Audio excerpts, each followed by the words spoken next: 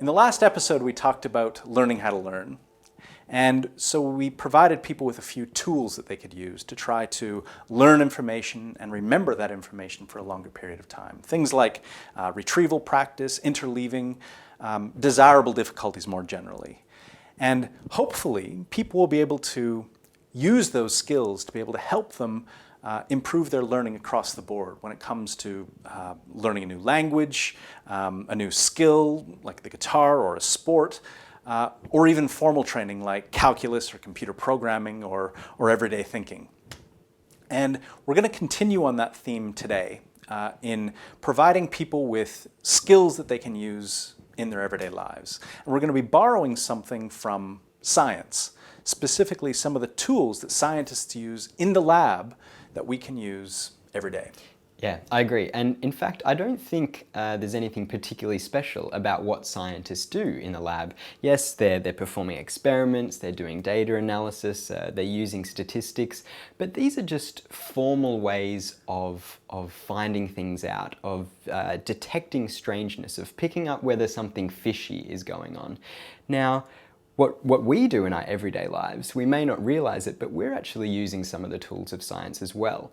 But we use these informally, we use these intuitively. And this idea came up in my conversation actually with Tom Gilovich. Can you tell me about the intuitive scientist? Sure, that's a metaphor that people have used to draw a parallel between what scientists do, which is try to understand the world, and there's some formal tools for doing that, and what scientists try to do professionally, of course, we all try to do in our everyday lives to figure out the world around us. And there are a lot of similarities between what we do as people in our everyday lives and what scientists do. In fact, science developed out of the kinds of mental habits that we had. We, over time, recognized what the problems are and what are the things that allow the most powerful conclusions. So it would be odd if regular thinking were just radically different than scientific thinking. It's different, but there are some parallels between it. We're trying, just like the scientist does, to identify what are the phenomena out there.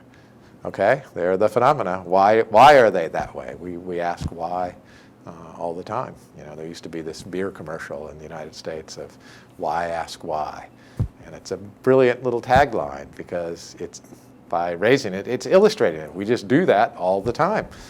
Something happens, and we want to know why. That's what scientists do, and that's what we do in our daily lives.